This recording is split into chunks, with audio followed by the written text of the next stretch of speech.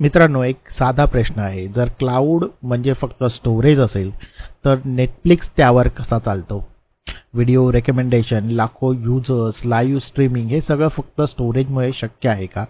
आज माय डिजिटल डायरीजवर आपण हा मोठा कन्फ्युजन क्लाउडबद्दलचा क्लिअर करणार आहोत. क्लाउड म्हणजे नेमकं काय? क्लाउडमध्ये बोलताना 3 गोष्टी आपण सतत ऐकतो. क्लाउड म्हणजे कुणाचा तरी कॉम्प्युटर, क्लाउड म्हणजे इंटरनेट, क्लाउड म्हणजे स्टोरेज. हे ऐकायला बरोबर वाटतं, पण पूर्ण सत्य नाही. आणि याच अर्धवट समजुतीमुळे क्लाउडबद्दल सगळ्यात मोठा गोंधळ निर्माण होतो. चला तर पाहूया व्हॉट क्लाउड रिअली इज. सर्वात कॉमन मिथ आहे क्लाउडबद्दल की क्लाउड म्हणजे कुणाचा तरी कॉम्प्युटर आहे.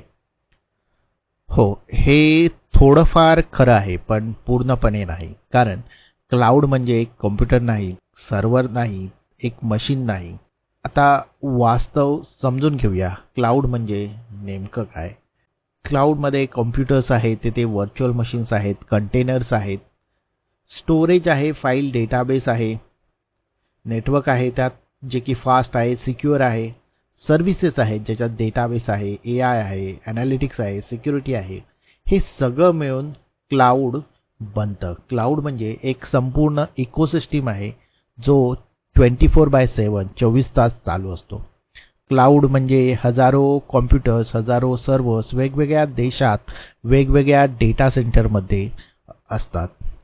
म्हणजे तुमचा ॲप एका मशीनवर नाही चालत, तर तो डिस्ट्रीब्युटेड सिस्टीमवर चालतो. जर एक सर्व्हर बंद पडला, तर लगेच दुसरा चालू होतो. हा काही साधा कॉम्प्युटर नाही, हे आहे एक ग्लोबल इन्फ्रास्ट्रक्चर. क्लाउड म्हणजे एक ग्लोबल इन्फ्रास्ट्रक्चरच आहे, ज्यात आहे computer, storage, networks and services.